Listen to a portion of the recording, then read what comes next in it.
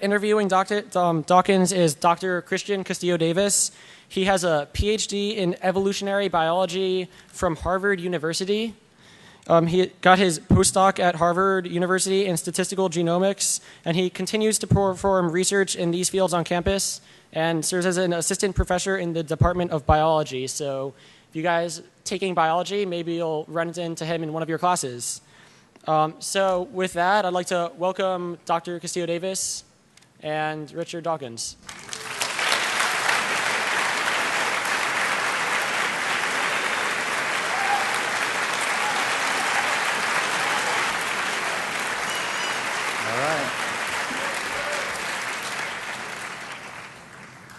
All right. Hi, everyone. It's so nice to see so many people coming out for an event like this. I'd just like to say it's my sincere pleasure and honor to introduce Richard Dawkins. About 20 years ago, I read a book that changed my life. That book was The Selfish Gene.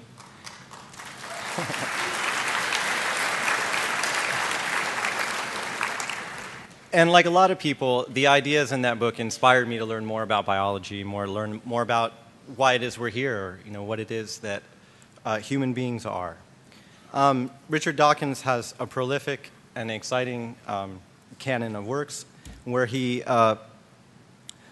what can we say about what Richard Dawkins has done? I can say for me, basically inspired me to study evolutionary biology and to make that my life's work. But what he has an ability to do is an ability to push the boundaries with metaphor, to make complex and sometimes very non-intuitive ideas accessible to people just like you and me. And in fact, when I was very young, I read those books that inspired me to study this field of evolutionary biology later on in life. What is so powerful about the ideas that Richard Dawkins talks about in the way that he presents evolutionary biology has to do with an unapologetic view about examining what it is that natural selection is and how it has actually shaped us, and to think about these things in a way that we take it home, we take it to heart. I know for myself, I learned about evolution in high school, somewhere around somewhere in there, maybe middle school. My parents talked to me about it, but I never really appreciated what it meant on a personal level as a human being. That this is the force that created us organically, and it's a very difficult and intuitive concept to believe in, I think, because of the concepts of time and mutation, a lot of things that we're not familiar with. But through Richard Dawkins' work in The Selfish Gene, later on, The Blind Watchmaker, he's basically found a way to make these difficult and counterintuitive ideas accessible to people like you and me. And so the power of natural selection to explain things was taken to great heights, I guess, in the last 5 or 10 years because of the genomics revolution. So a lot of the ideas that we discuss in evolutionary biology and evolutionary theory, a lot of things that Richard Dawkins has discussed in his books, we're at a time now where we may be able to get some answers, genetic answers, because of the Genome Project, about some of our evolutionary origins, about some of the features and traits that make us who we are and how we are the way we are, physically and behaviorally. And if you want to understand that from an organic perspective, the only way to understand it scientifically that we have right now that is very powerful is Darwinian theory and the process of natural selection. And the extension of these ideas beyond the realm of the individual and below the level of the individual. So I will stop talking there and say, I'd like you to please join me in giving a warm welcome to Richard Dawkins. Thank you.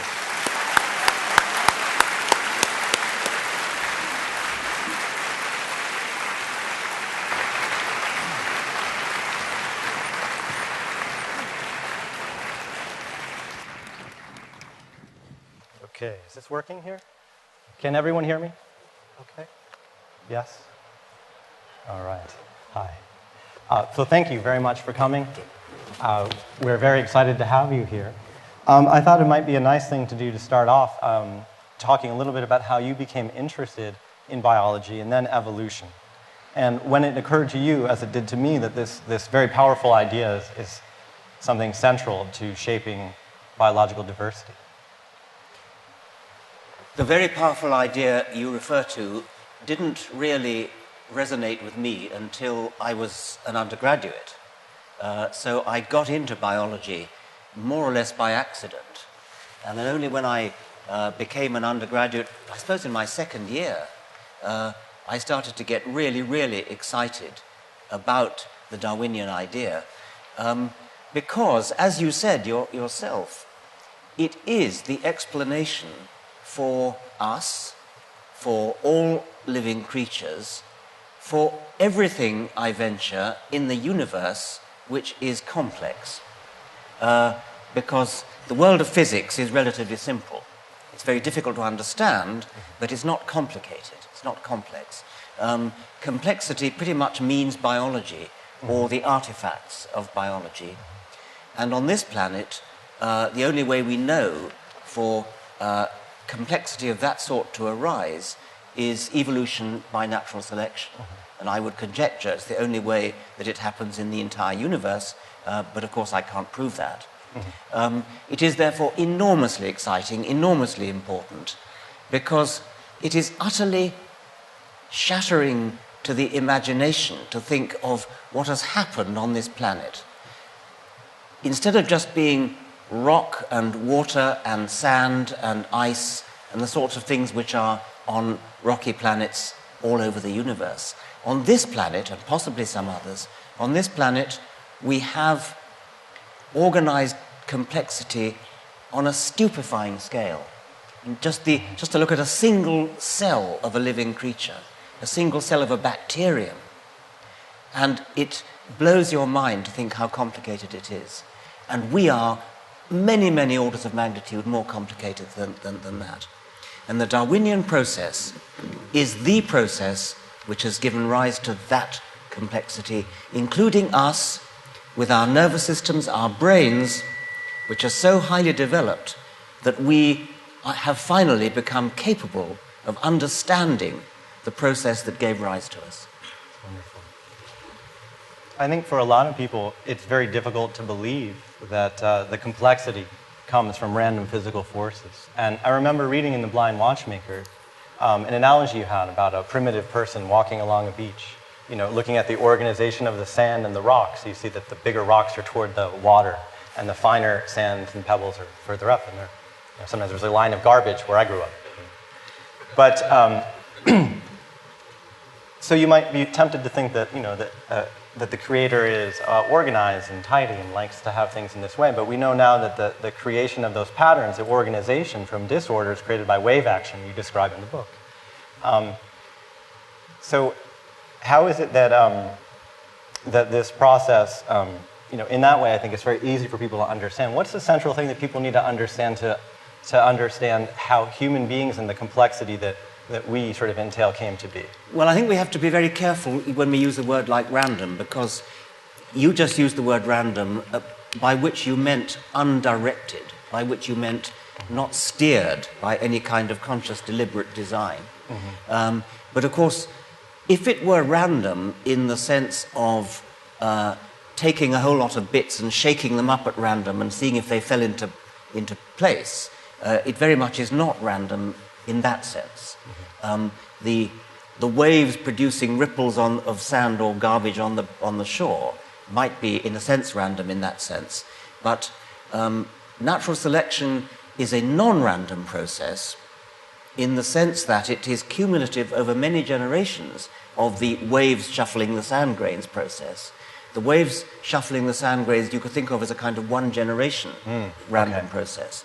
But natural selection cascades those processes into many succeeding generations where each one is selected so that it's a little bit better than the one before, where better is defined simply as better at surviving. And once you've got that, and it can only come about through the existence of something equivalent to a genetics, a self-replicating, a self-copying process, once you've got that, then cumulative, non-random survival over many cumulative generations can give rise to the prodigious complexity that so impresses us. Another example that you use, the idea that randomness is involved in this process that creates diversity and complexity seems counterintuitive. And the wonderful example that you use is basically a sort of thorn in the eye of people who say, well, you know, randomness, you could write all the complete works of Shakespeare, you have enough monkeys bashing away at a typewriter randomly. But as you pointed out, the selection doesn't work that way. It actually preserves the beneficial mutations when they do come up. And so there's the example where you have the phrase from Shakespeare, methinks it like a weasel.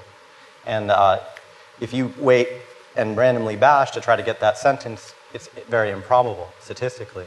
But if you preserve, and I think the example from your book was your son randomly bashing away, as soon as he hit a letter that was correct, we preserve it and go on. It only took about 40 generations, right? That's right. I mean, that's the key point, that the monkeys bashing away at a typewriter would take almost forever to produce even a single phrase of Shakespeare. But if you have a sort of ratcheting process such that each generation breeds the following generation, and of the offspring produced, the ones that are most perfect, in this case most resemble the target phrase, are the ones that you breed from in the next generation, then it only takes about 40 generations to produce the phrase that I chose, which was Shakespeare's methinks it is like a weasel. That's just a very short phrase. Now that, of course, is a highly artificial example because it is aiming at a particular target, right, which natural selection doesn't do. Or if it does aim at a target, the target is an extremely general one, which is simply survival. So there's no sense in which there's a kind of distant target on the horizon, like a phrase of Shakespeare. There was never the human frame, the human body, as a distant target of evolution. A lot of people think that somehow was the case. Absolutely not. There are millions of independent results of natural selection. None of them could ever be called a target. The only criterion is survival, strictly gene survival. So this idea of genes as being the unit of selection is something that you've championed throughout your career. What implications do you think that has for the study of evolutionary diversity? Well, it's really a way of defining how the process has to be. This process of non-random survival, non-random ratcheting, depends upon there being something that is capable of surviving. And genes are the only things in the biological sphere which are capable of surviving in the sense required, which is that they make accurate copies of themselves, very, very accurate copies of themselves, but not quite perfectly accurate. There are occasional mistakes. And so, as you know, it's these occasional mistakes, these random mutations, which give rise to the diversity, which can lead to improvement. But nothing else in the hierarchy of biological organization has this property of being potentially immortal. Genes do, genetic information, not the genes themselves. I mean, the physical matter of DNA decays very rapidly. But the information contained in the sequence of bases in DNA is potentially immortal. It can go on for hundreds of millions of years. Mostly it doesn't, but potentially it can. And therefore there is a very real difference between those stretches of DNA which do go on for a very long time and those which don't. And that is natural selection. And nothing else in the hierarchy of life has that property of potentially going on forever, which therefore makes the difference between those that do go on forever and those that fail because they don't cut the mustard. So one of the wonderful analogies that we have for replicating systems like that that is brought up in many of your works are, for example, replicating clay crystals. There are things that have a property of replication where their abundance is dictated by their fidelity of copying and the rate at which they do that. And that's just simply what happens, right? And the way that a certain type of clay crystal can predominate and sort of end up taking over a bank, if you will, of a river is a very similar process in this way, with the exception that the replication machinery there is not very sophisticated. I mean, crystals are a very nice case because crystals grow by atoms getting out a solution and joining up in just the correct places in the crystal that's already there. And so whatever structure is already there gets replicated.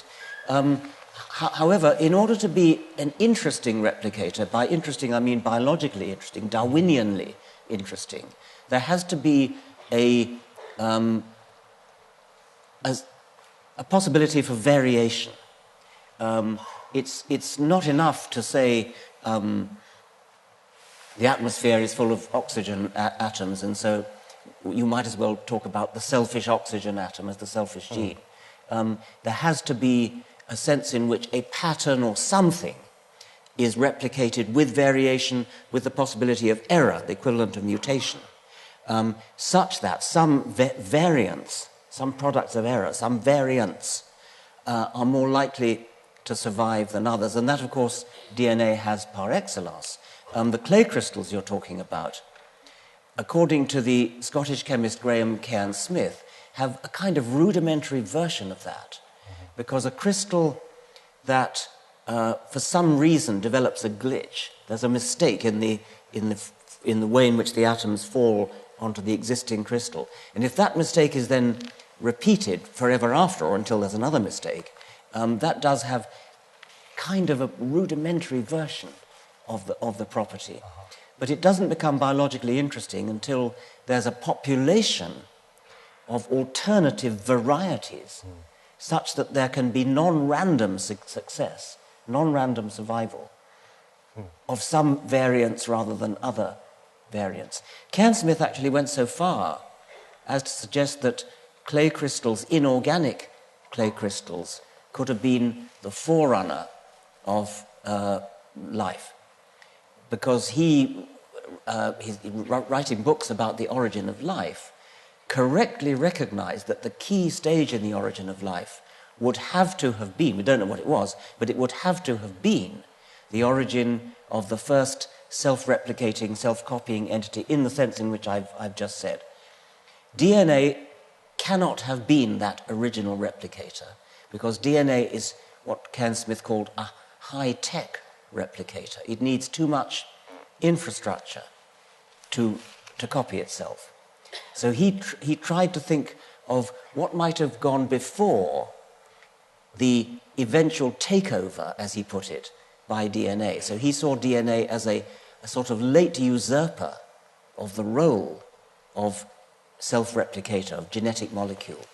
And he saw as the predecessor of DNA, he saw inorganic clay crystals. And he makes a kind of reasonably plausible case, but it's not a case that's widely accepted by other researchers on the origin of life.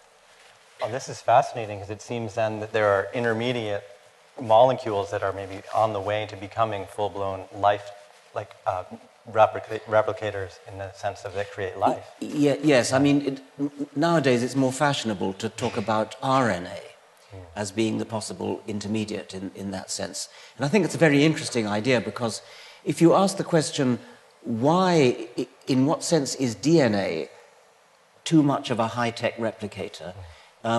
One crucial point is that DNA requires protein enzymes in order to replicate itself. And the enzymes that are needed to help DNA to replicate itself have to be made under the tutelage of DNA itself. So there's a catch-22, you can't have one without the other. Enzymes are mostly proteins in the world in which we know. And enzymes have their catalytic properties because of their physical shape. And the physical shape of a protein molecule, a globular protein, is determined by the one-dimensional order of amino acids, which cause it to coil up into a tight knot shape. And the shape of the coil, the shape of the knot in which it falls, is determined by the one-dimensional sequence of amino acids, which in turn is determined by the one-dimensional sequence of DNA bases. Now, it's the three-dimensional shape of the protein molecule that gives it its catalytic, its enzymic properties. RNA has some of the qualities of an enzyme. It can do the same job as protein, to coil up into shapes which have a catalytic function. And RNA also has, not so good as DNA, but it has some of the properties of DNA as a replicator.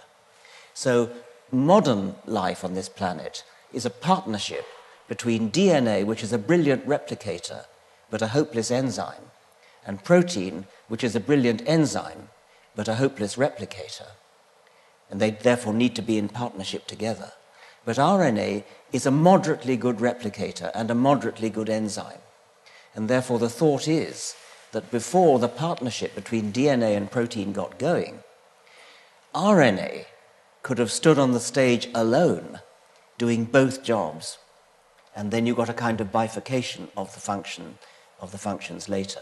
So the original thinking of Cairns-Smith is still there, but instead of having inorganic crystals as the forerunner, we have RNA as the suggested forerunner. And that's a currently very fashionable idea. The self-catalytic activity of RNA is fascinating. And that makes it, this idea of the RNA world that was a pre-DNA biology. One of the things we spoke about earlier, eating, was education and talking about evolution and having people appreciate that from an early age, because it does sort of form the scaffolding upon which you can hang a lot of facts in biology. When I learned biology, I learned evolution sort of last. I mean, first of all, I learned about cells and cellular chemistry and things like that. How on earth can you appreciate cells and cellular chemistry without knowing what it's all for? I mean, how can you even begin to learn biology without starting off by an idea of what it's all for, where it all comes from, what the history of it is? And so I would turn the sort of textbook order in which biology is taught, where very often evolution is left to the last chapter, make it the first chapter and teach it young, because it's not actually that difficult to understand.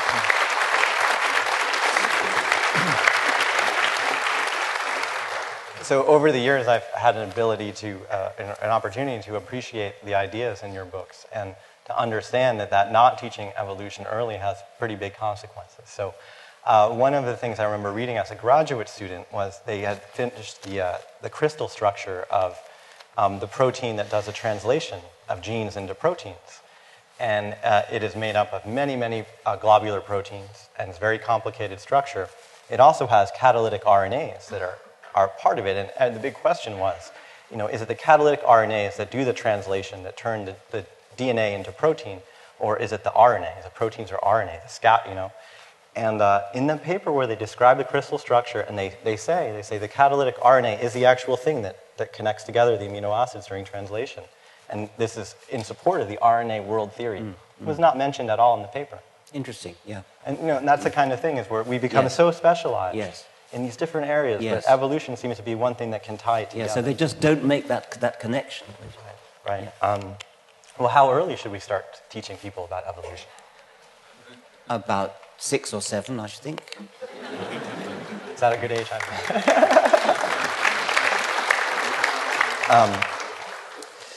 Well, I mean, you can certainly teach about evolutionary history at a very, very young age, because you can ask a child, you say, well, you know who your parents were, they're your grandparents, and they must have had grandparents, and you can kind of go back, and ask the child to imagine what their 10,000 greats-grandfather looked like, and then their million greats-grandfather looked like, and you can gradually show the child a picture of what your million greats-grandfather looked like, or your 200 million greats-grandfather, who would have been some sort of a fish.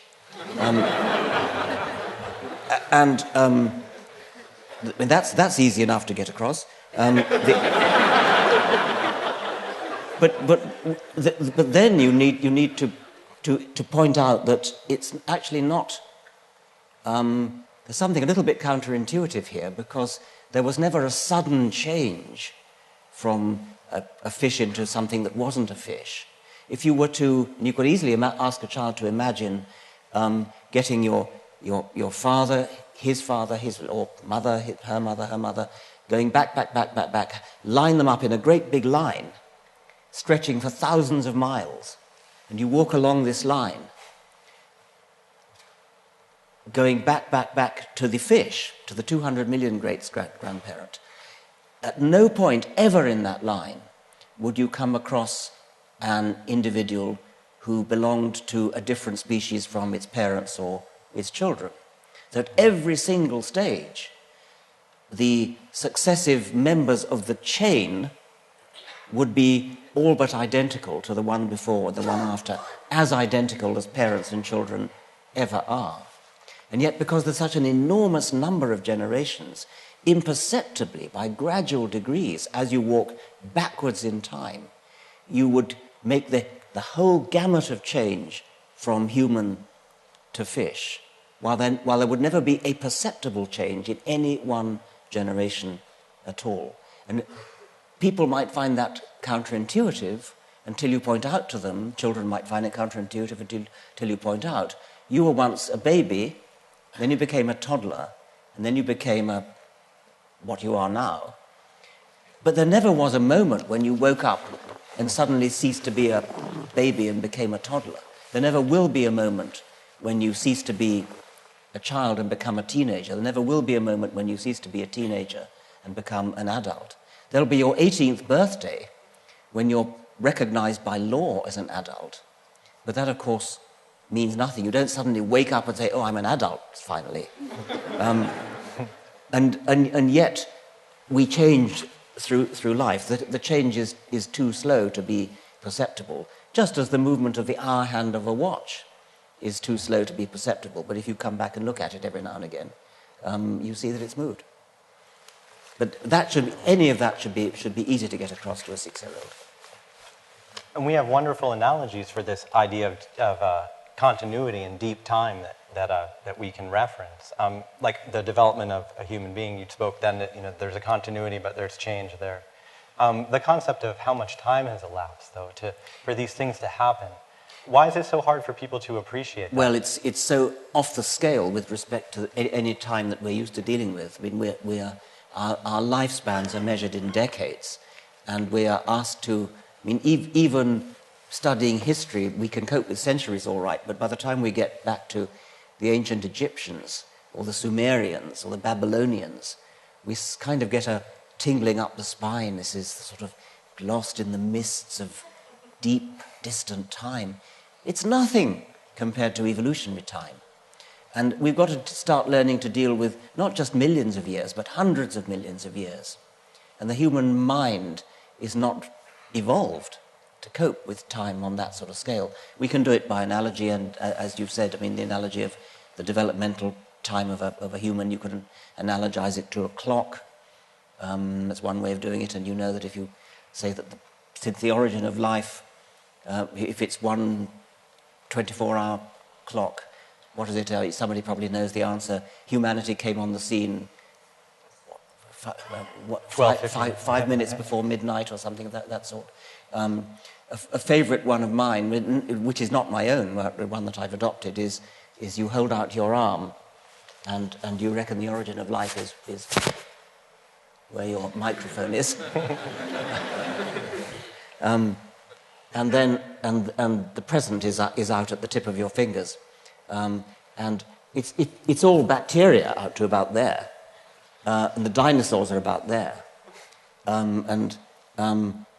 Human fossils, but people like Lucy, come at about near the tip of your fingernail. And the whole of human history, recorded human history, the Egyptians, the Babylonians, the Hebrews, the Romans, the Greeks, the Middle Ages, the whole of recorded human history falls as the dust from one stroke of the nail file.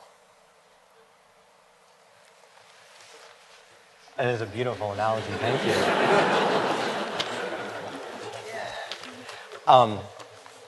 This idea of, I think this is what makes evolution so difficult for so many people. That's one of the things, the time span is one. The time span. Another wonderful analogy that you use. So everyone knows a Chihuahua and a Great Dane, right? That these are animals that are derived from a wolf.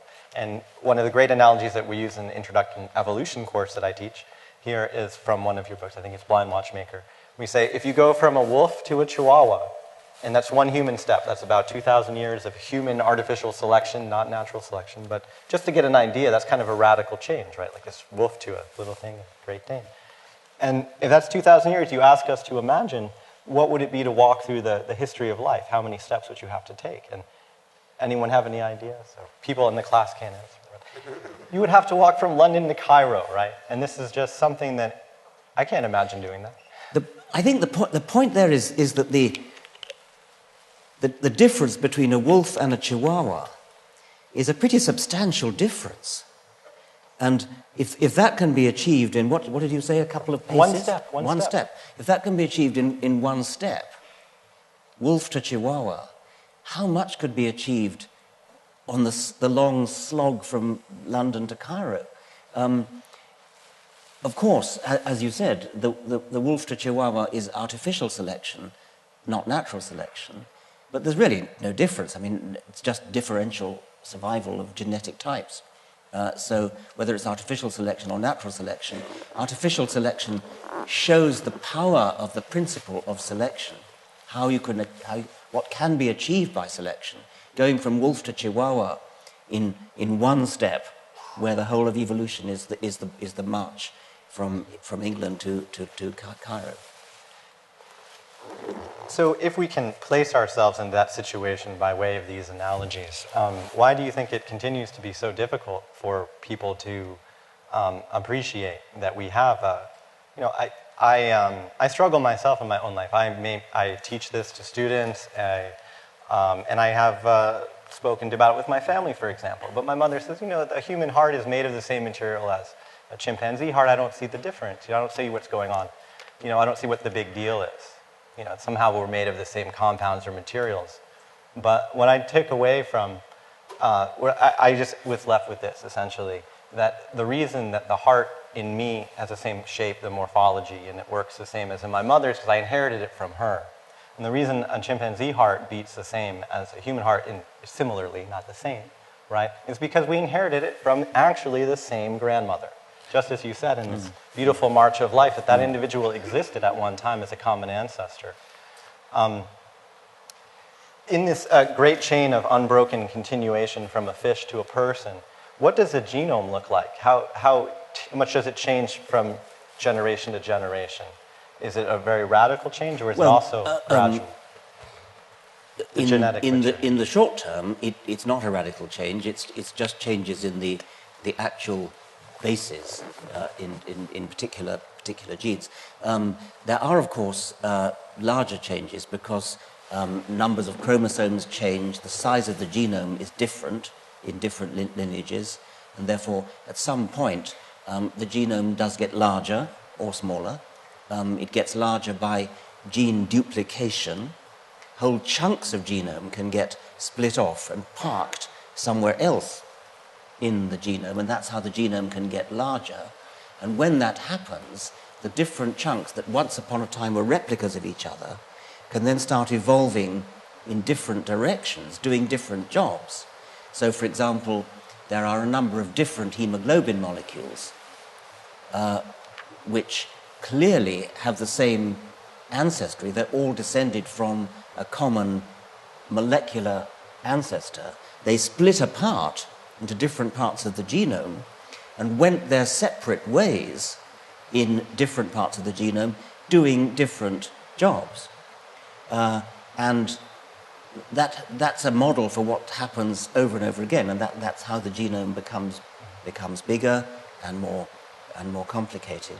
But going back to the hearts, I think I ought to qualify what I said when I said that as you go back in time, there's never a moment when there's a radical step.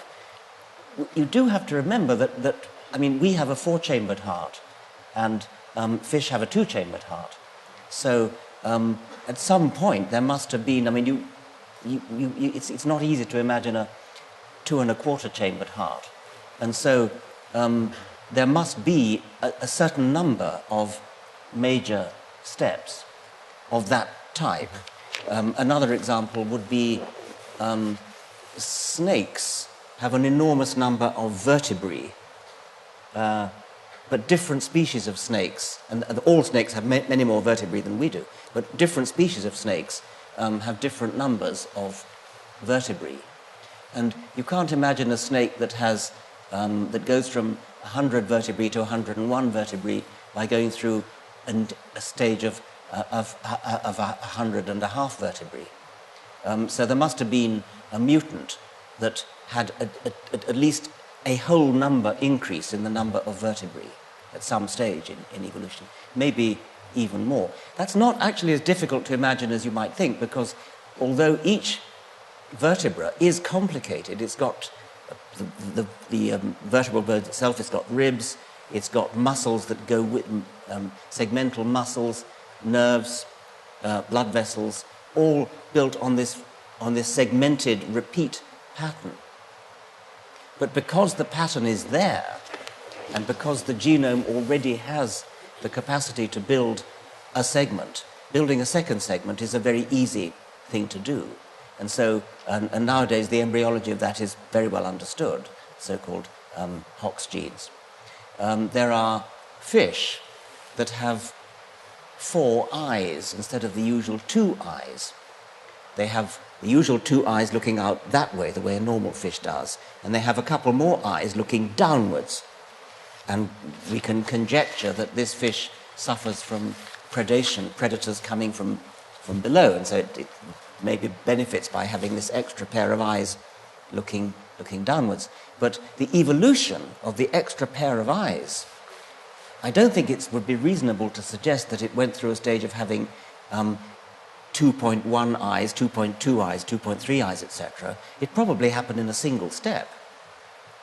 And again, that's not difficult to imagine, because the embryological and genetic machinery for making an eye is already there. And so probably all that had to happen was the duplication of a Hox gene that said build 2 eyes instead of 1, using all the same machinery as you used to build it before. So that I wanted to put that in as a kind of qualification of that ultra-gradualistic point. This idea that there are gene duplications, for example, at the level of the genome, which is in a way, this is the blueprint of how to make a human being or how to make a cabbage or an octopus, right? Rudy Raff has a wonderful analogy. He says, if this manuscript is the thing that we need to modify to improve, it's kind of like trying to improve. Evolution is like trying to improve an engine while it's still running. It has to perform because you want to tinker. So the question is, how can you do that? It seems very difficult. Yeah. And one way to do that is a duplicated gene. So as you know, we have hemoglobin binds oxygen. There's alpha globin, beta globin. They have origin as genes that duplicated and diverged in function, and now they work together to carry oxygen. That's exactly the kind of thing that you see happening all over the place. Now that we've been able to sequence genomes, we see massive evidence for gene duplication, and this allows one to tinker, essentially, while still having the engine running. It's not quite as bad as still having the engine running, of course, because evolution is not a change of one adult body into another adult body. It goes back to a single-celled egg first, and so the new embryo develops. And the engine, in a sense, stops in each generation. But that's a quibble. I mean, the analogy is a very good one.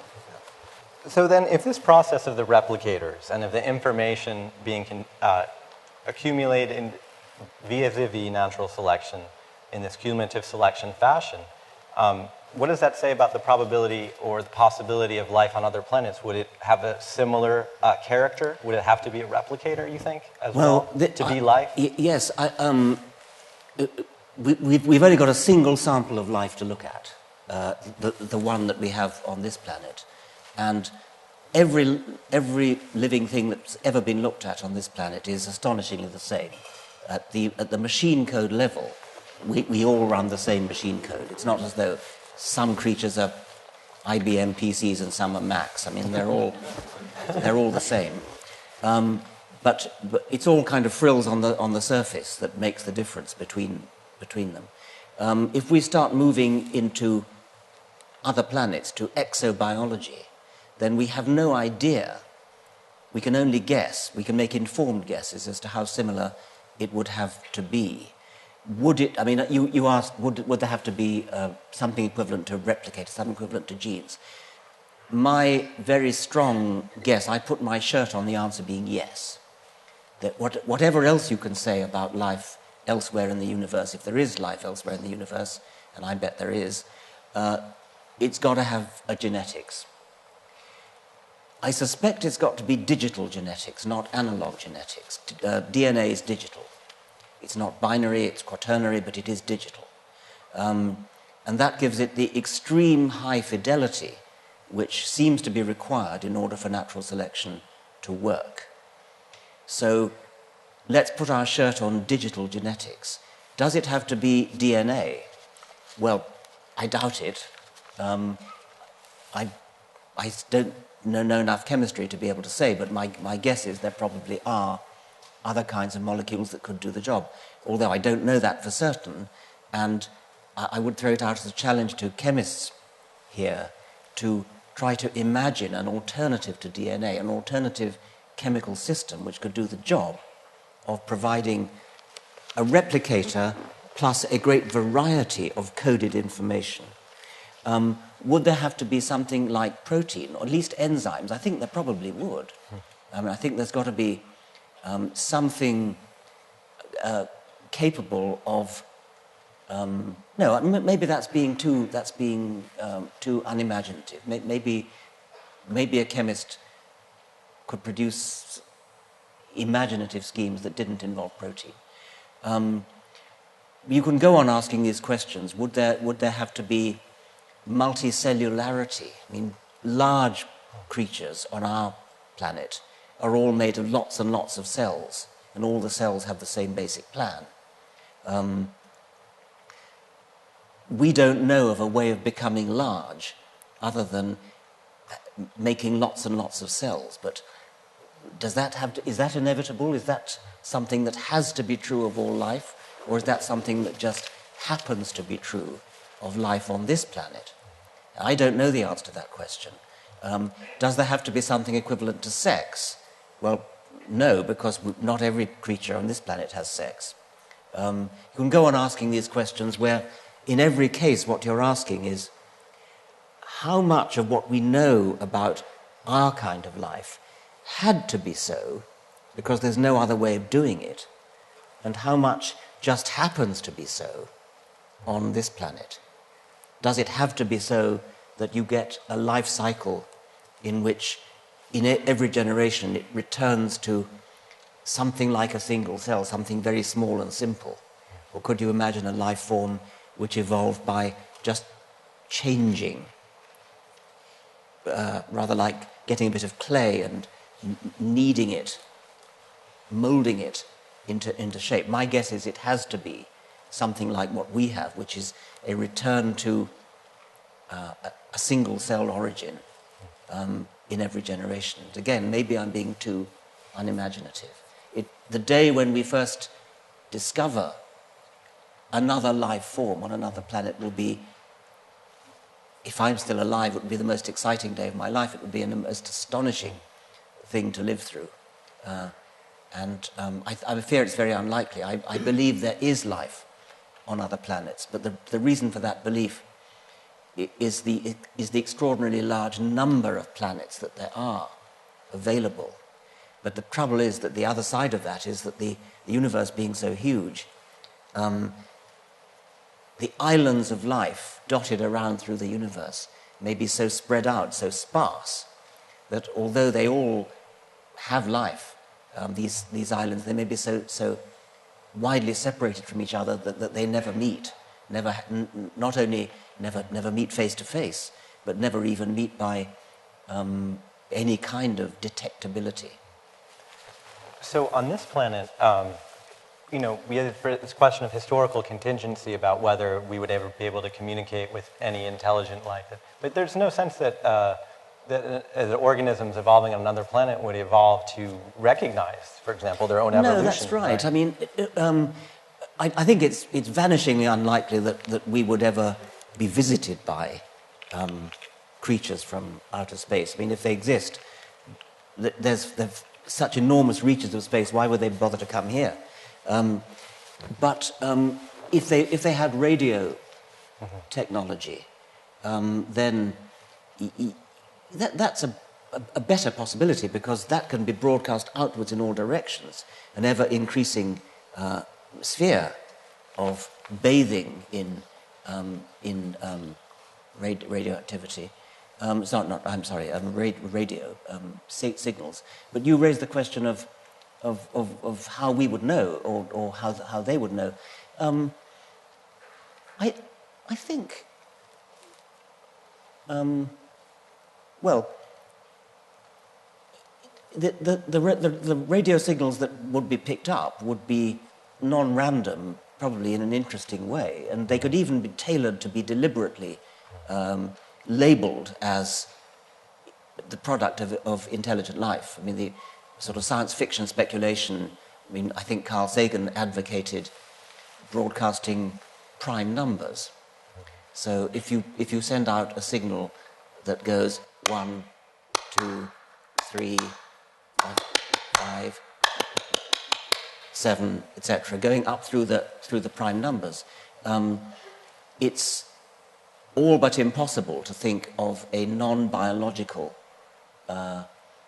source of prime numbers. And so if a life form wanted to advertise its own existence, then a simple way of doing it would be to broadcast a cycle of prime numbers, and that would pretty instantly label it as living.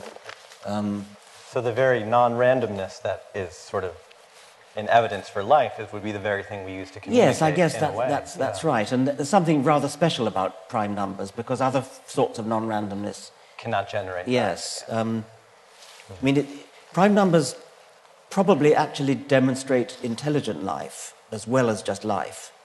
Not quite. You can just about imagine a non-intelligent origin of prime numbers. I mean, the main one that's been suggested is cicadas.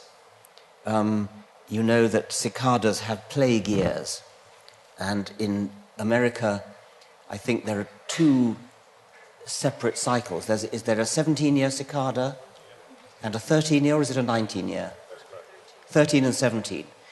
Well, those are prime numbers, and there has been a suggestion that natural selection has shaped cicada life cycles to plague in prime numbers of years, to make it impossible or very difficult for predators to evolve their life cycles to be in synchrony with the cicada life cycles. So if the cicadas, say, had their plague years in every four years, then it would not be that difficult for natural selection to favour a predator that also had a 4-year cycle. Or if it was 8 years, every other 4-year cycle, or something of that sort. But 13 years would be a very difficult number to come up with, and 17 even more difficult. So there has been a suggestion that cicadas have arrived at their cycle times of 13 years and 17 years as an adaptation, but at the end of an evolutionary arms race against similarly cycling predators. So that's one way, a very far-fetched way, in which prime numbers can be generated, at least in principle, by a non-intelligent source. It's still a life source, though. So it seems that this idea of the replicators is so profoundly important to science and to understanding our place in the universe that people have put it up there, this idea of evolution, with a challenge to our very understanding of who we are, with, in comparison, for example, the heliocentric view of the solar system with the sun, that, versus the geocentric view that we're at the center. And I think I would argue that it's even more unsettling and more sort of, it really zooms us out from our place in the universe. Yes. Where we see that, right? I mean, I think they've both been very salutary lessons to humanity, and the dethroning the Earth as the center of the universe must have been quite a shock. But showing where we come from, showing that it's possible let alone plausible and indeed true, that living things like us come from purely physical forces. And also, I mean, another thing that's unsettling is showing that we are cousins of monkeys.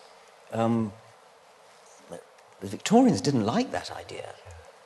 And I think some modern people, you hear people saying, well, I'm not descended from no monkey, you may be, but So that's one of the challenges. We have to wrap up now, unfortunately. Yes. We have to give the room back. What I would like to just ask you real briefly here at the end, say a lot of people here are interested not just in the extension or understanding of evolution and understand our physical place in the world, by a full appreciation of the complexity of these ideas, but they're interested in your later work, where you take things a step further to say, not only is this the organic reason for our existence, but this is a reason, for example, perhaps not to believe in other points of view, such as some religious ideas, because their provenance and their explanatory ability is in conflict in some ways with this story that we have from science. it's grossly wasteful, isn't it? I mean, when you've got a beautiful idea, a beautiful story that tells you how we get to be the way we are, the complex way we are, from simple beginnings by utterly explicable, sensible, step-by-step process, to suddenly say, oh, but I want to believe that there's a supernatural being on top of all that. What a wasteful idea, what a profligate, superfluous.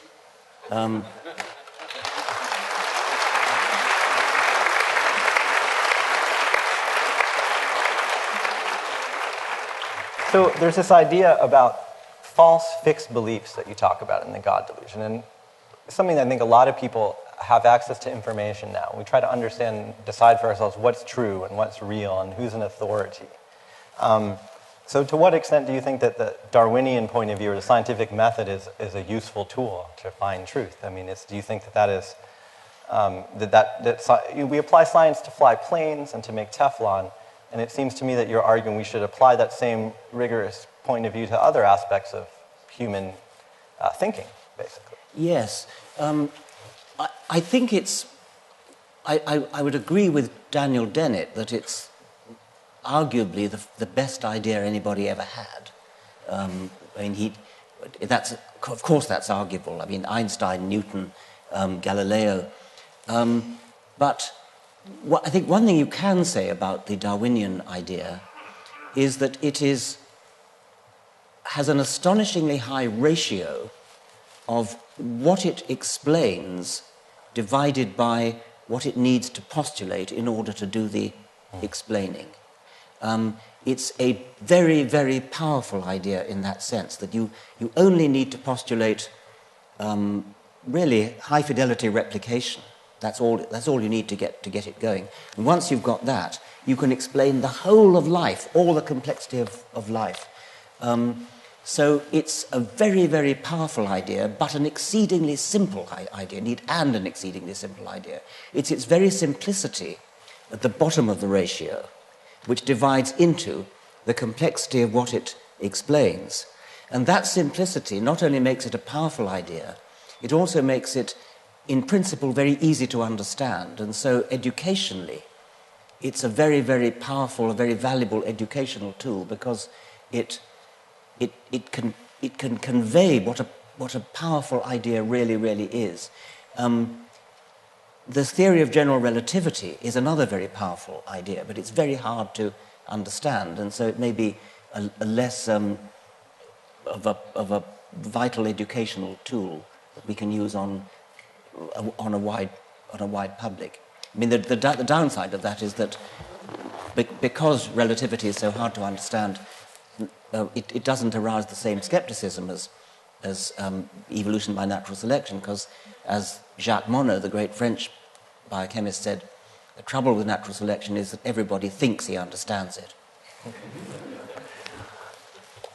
All right. Well, I think that's a wonderful place to stop. Unfortunately, we have to wrap things up. So I think at this point, we'd like to open it up to questions from the audience for a little while. So I guess just everyone can line up at the two microphones there. Can you talk a little bit about the origin of what we think of as, in general, morality? Is it a evolutionary construct simply because we need order to form communities at a human level? Or do we have certain truths that we can get at? And how do we get around what David Hume described as kind of this is-ought dichotomy problem? Well, the is-ought problem is the one where he says you can't say that what is right. You can't say that just because something is the case, that makes it morally right. I suppose I won't say anything more about that. But the question of where morality comes from, I think you can make a very good case that morality has its origins in the natural selection of brains in a world where we lived in small tribal groups where the small tribal groups were closely related kin groups, which, as those of you who know something about natural selection will know, that tends to favor altruism, sympathy, cooperation, and also where the members of the small tribal group knew each other individually and were likely to meet each other again and again throughout their life. That also, there's good Darwinian theory to explain why that fosters cooperation and altruism. And so under those conditions, our brains would have been shaped to have a kind of lust to be good in the same way as our brains were shaped to have a lust for sex, because that's more obvious. But just as the lust for sex remains, even when its reproductive function is cut off from it, as when we use contraception, we still have the lust. Similarly, we now live in a completely different world where we no longer live in small tribal groups, and therefore we are no longer surrounded by kin, we're no longer surrounded by potential reciprocators whom we know throughout our lives. Just as we haven't lost our sexual lust, so we also haven't lost our lust to be good. So that would be a perfectly respectable, and you can elaborate on that, and others have done so, a perfectly respectable Darwinian basis for immorality. But then a lot more comes in after that in history, cultural evolution, the development of laws and customs, and moral philosophy, indeed. So I think that the moral sense is a very complicated amalgam of evolutionary history and cultural history. One thing that strikes me very forcibly about it is that it does, in detail, change from decade to decade. There's something I call the shifting moral zeitgeist. The things that we consider right and wrong now are rather different from even what people considered right and wrong 100 years ago. And if you go back to the Middle Ages, it becomes even more different. And that seems to be an advancing change which happens regardless of whether we're religious or not. It's something that, everybody who lives in the early 21st century has a broadly similar feeling of what's right and wrong. We all agree that slavery is wrong, we all agree that sexual discrimination is wrong, and so on. Whereas 100 years ago, they didn't believe that sexual discrimination was wrong, and 200 years ago, they didn't believe that slavery was wrong. And this sort of change is happening all the time, and it happens in parallel on a broad front, and it doesn't seem to owe anything to religion, which is quite interesting. Thank you. And I want to thank you for being here tonight. And this question, I am steering clear of religion on this one, but I am going to ask this with wagering that many of us here are part of the non-religious, humanist, atheist, agnostic community. One of the unfortunate side effects of our last election cycle here in this country was many governorships and state legislatures being now controlled with vast majorities by one party, or being completely dominated in state legislatures and governorships by one party. I won't name names, But the downside of this, and something that many of us expected to be coming, was the attempt to continue to jam creationism or intelligent design into public classrooms in their science classrooms. So I wanted to ask you if you could just talk about the importance of people, especially young people, getting involved politically, because I do think that people like you and me are a untapped voting bloc in this country, and so please let us know how important it is for this to happen. I totally agree with you and have nothing to add. All right. That is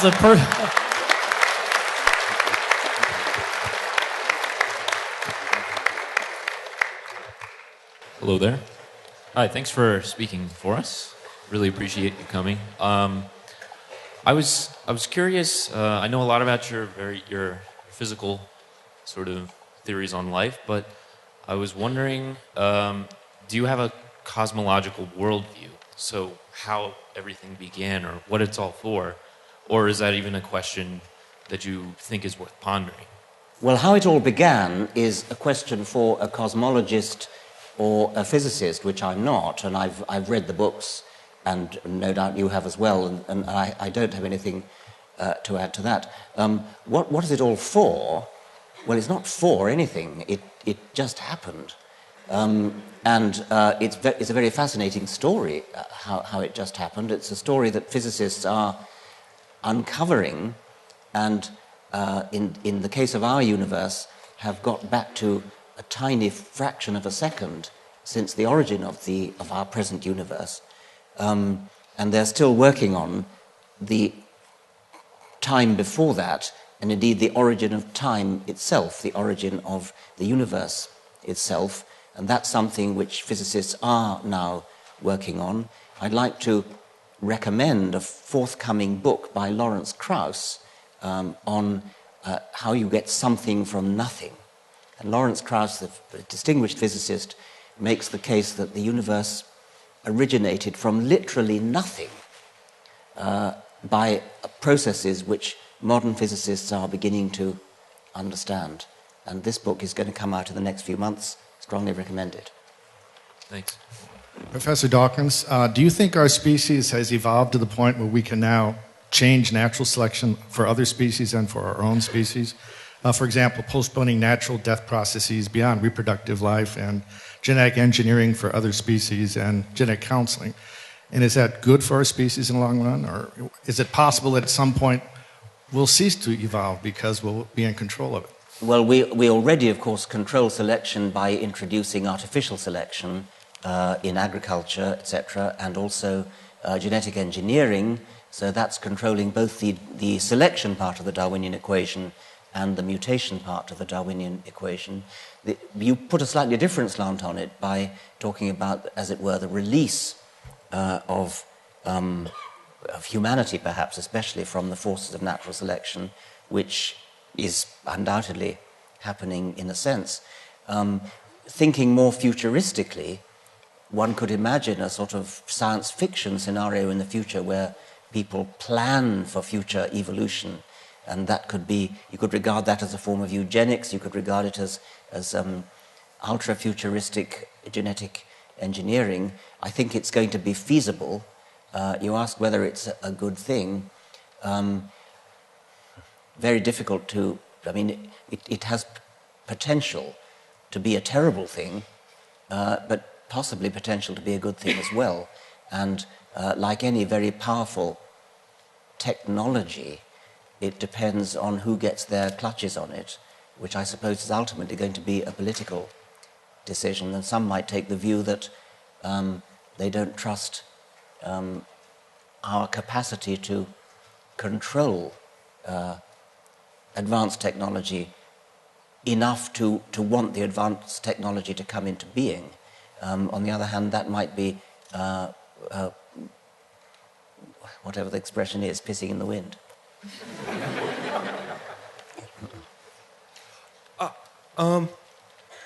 I was having wondering about something which you alluded to a bit at the beginning of the interview, which was the general problem of abiogenesis, how you get from non-living chemical soup to a environment in which there are replicators, whether you want to call them living or not, isn't important. Is there a good popular treatment on that presently available or available in the near future that you would recommend for somebody interested in specifically that question? Well, I talked about the Cairns-Smith idea, which is now not very fashionable, and the RNA world idea, which is fashionable. I'm not sure, is there... Cristian, do you know of a single book which you'd recommend on the RNA world? There's a few, but I'm not sure offhand the No. exact titles. We can put them on the webpage for the Facebook for the event. Would that be a good thing? It's a very flourishing field in which lots of different people are taking part. And So it might be a little bit like asking what would be a good book on biology in 1860 to ask what would be a good book on abiogenesis today. Well, I think in 1860 there wouldn't be much doubt which book you'd recommend. Well, fair enough. I mean, it's probably just my ignorance that I can't give you an actual name and an author, but as Cristian says, we can put something on the website. Thank you very much. Hi. Do you think sufficiently advanced alien life would have similar problems as we do with religion, assuming, of course, you are intelligent? And then I have one more. We know you like programming, computer programming. My friend wants to know if you have a favorite programming language. Well, I'm a bit out of date on programming. I mean, I've done a fair bit of programming in various machine codes, but they're all obsolete now. And I did a lot of programming in Pascal. Oh, I'm quite surprised. I thought that was... but no, I'm hopelessly out of date. As for exo-religion, yeah, I mean, I suppose in a way that becomes another aspect of what I was talking about earlier when I said how much of what we know about life on this planet had to be true and how much just happens to be true. In a way, you're asking that very question with respect to religion. And I certainly don't think it has to be true. It's not like replicators which had to be there. It could be one of those things which is fairly likely to emerge given the shortcomings of nervous systems. Thanks. Hello, sir. Just want to say first that you've always been a huge inspiration to me, and I've learned a lot about you on YouTube. And I'd like to ask two questions. First, what is your favorite color? And secondly, being an evolutionary biologist, I want to know what you felt about the link between evolutionary biology and your different viewpoints or thoughts on the presence of homosexuality, not just in humans, but also in many species that exist in this world. Favorite color? I hate that sort of question. I'll say white because it contains all the colors.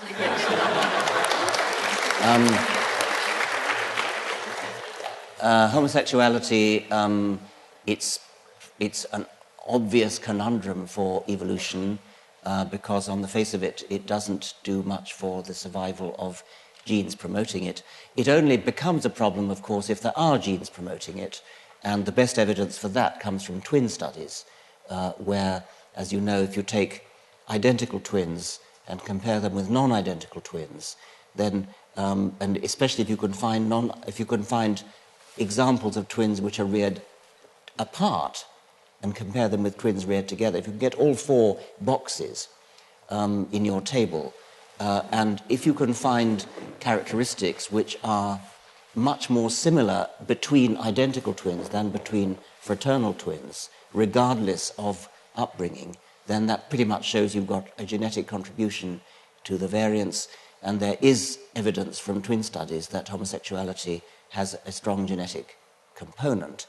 So that means we do have a problem because the frequency of homosexuality is high enough that it looks as though it oughtn't to just be there by kind of random drift. So it might look as though we need a Darwinian theory to explain it. Various ones have been suggested. There's the worker bee theory, that animals that are uncles looking after their nephews and nieces, and so not reproducing themselves, but preserving their genes, in this case, genes for homosexuality, via collateral kin. Then there's the sneaky male hypothesis that so-called homosexuals may actually be bisexual, and one could imagine a scenario in which, in a primitive, maybe an ancestral human society, dominant males went off hunting, leaving the females behind in the care of trusted males who were trusted not to mate with them. And being homosexual, especially ostentatiously homosexual, might be a pretty good badge that you're trustworthy with a woman. But it might not be entirely reliable.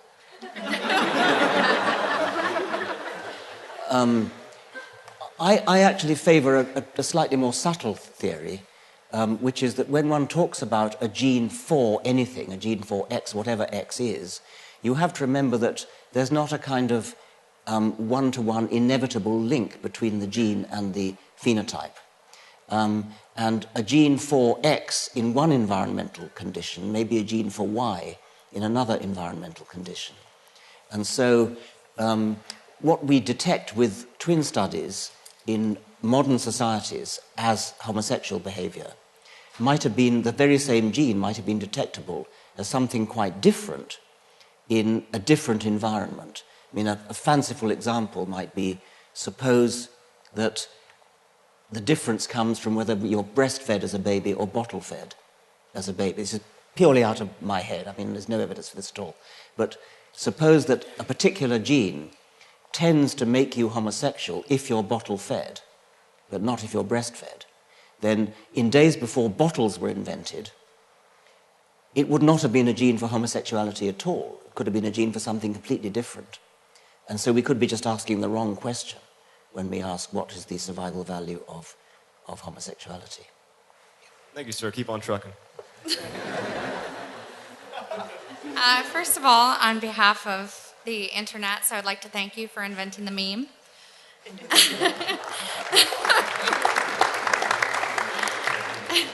And secondly, I was wondering, when it comes to interesting behavior, what would, I guess, your favorite interesting animal behavior be that you've been able to sort of describe in evolutionary terms besides the naked mole rat? Favorite animal behavior for what? Was that just in general, what you found the most interesting in animal behavior is kind of something unique that's really intrigued you? Oh, gosh.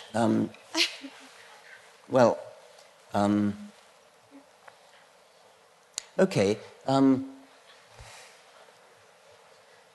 Yeah, there's a caterpillar. You want me to tell a story? Is that right? There's a caterpillar which pupates inside a wrapped-up leaf. And the way it achieves it is that it goes to the stalk of the leaf and bites it halfway across so that the leaf is still hanging from the other half of its stalk, but is cut off from its supply of water from the vessels in the stalk. And so the leaf curls up and wraps itself around the caterpillar. Well, that's pretty nice. But there's more. The story goes on.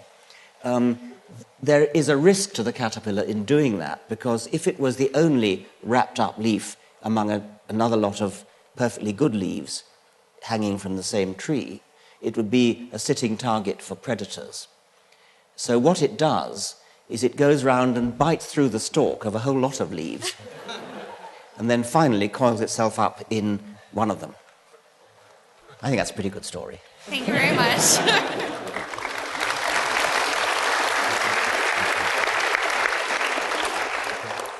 Good evening, Professor Dawkins. In the now viral words of Bill O'Reilly, tide comes in, tide goes out, never a miscommunication.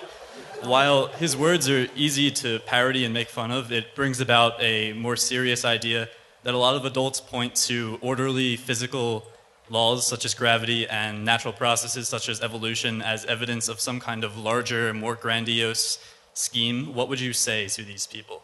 Well, the thing about the tide goes in, the tide goes out, and that, as you rightly say, stands for everything else, is that we know how it happens. I mean, we know that the tide goes in and the tide goes out because the Earth is spinning and the Moon is providing a gravitational force and the Sun's providing a gravitational force. And it's proximally, it is the spinning of the Earth which causes the tide to go in and out at the times when it does. So that is an extremely beautiful example of something where it initially is mysterious. You watch the tide go in and the tide go out.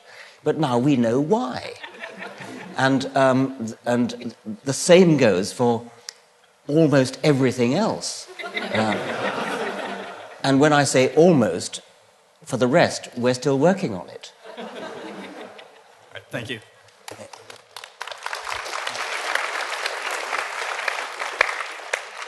One of the great values of Darwinian thinking is that it has turned our attention toward the adaptive value of characteristics, and in my field has mobilized something called evolutionary psychology, looking at the adaptive value of behavior. I wonder if you would care to comment on the adaptive value of superstition or the foreclosure of reason, and if you could speculate on what conditions might be necessary for their extinction. Yeah, I mean, it could be a little bit like the third answer I gave to the homosexuality question. It may be that we shouldn't be we shouldn't be focusing our attention on superstition as the thing that has adaptive value, but rather we should be focusing our attention on a kind of psychological predisposition which manifests itself as superstition. Well, if you put yourself in the position of a primitive human living in a very dangerous environment in Africa where there are dangerous predators, I think it's reasonable to suppose that being very risk-averse, at least in certain directions, would be a valuable thing to be. So if you see a rustling in the long grass, it could be wind, it could be a leopard. And the default assumption, if you're wise, might be to guess that it's a leopard, even if that's got a relatively low probability, because if it is a leopard, then it would be very dangerous to make the opposite assumption. Well, leopards happen to be real. You don't need to be superstitious to believe in leopards. But you could sort of generalize that risk-averse mentality by saying, be frightened of anything that happens. I mean, if there's a bang in the night, the first recourse, if you value your life, would be not to assume that it's caused by some natural cause, but caused by some malevolent force. And malevolent forces could be lions or leopards or crocodiles or all sorts of things, and which are, of course, real. But psychologically, it might not show itself in the form of a fear of rational things like that. It could be a more general fear of ghoulies and ghosties and devils and all sorts of things like that. I suspect that it's actually more distantly removed from adaptive value than that, and I suspect that it's rather more that superstition is an emergent property which probably doesn't have very much value at all. But if I'm forced to try to think of an adaptive value, I might think along those sorts of lines. Thank you. Good evening, Mr. Dawkins. I think it's a grand occasion to have you here at Maryland University with us tonight, so I'm going to proceed to my question. A while back, I stumbled across the work of a gentleman named Terence Mckenna. I don't know if you're familiar with him. He was actually more known for his promoting psychedelic drug use, or I guess recreational in that sense, drug use. So, but he made an interesting, and this is what stood out to me. He made an interesting point on evolution by mentioning the role that dieting played in how we evolved, and specifically what role that what played? Diets, Diet, the yes, diet, okay, yeah. and he also he was known for saying that it's on Wikipedia, the stoned ape theory, which was basically that our level of consciousness came from psychedelic material within like the dung of other animals, or I guess when we came down from trees as a species, we started indulging in their diet, the diet consisting of feces and so forth. And so I just want to get your opinion on that, to what extent do you agree or disagree? What was the name again? He promoted the stoned ape theory. No, what was his name? Terence McKenna? Yes. I know nothing about him, and I know nothing about his theory. I'm interested that you should tell us about it. Thank you, but I've got no knowledge of it. So, thank you. Indeed. Thank you anyway.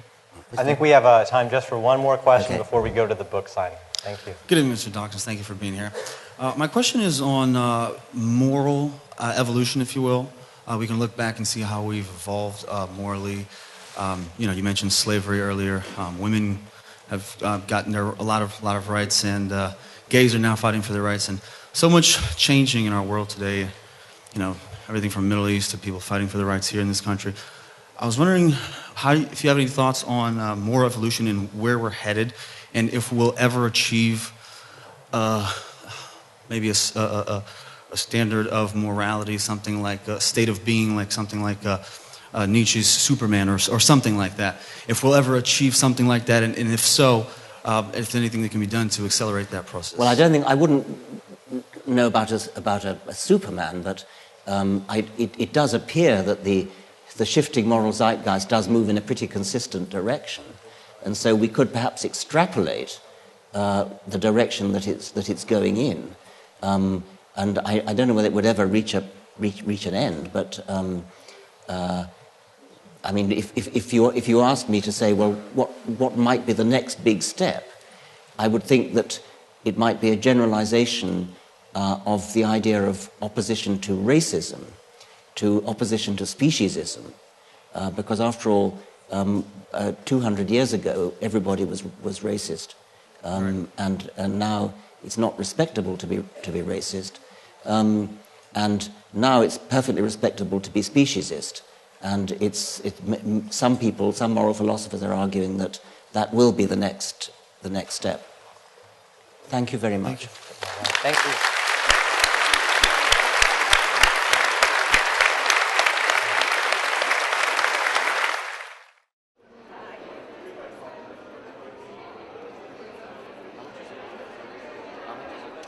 It's 17 for this one.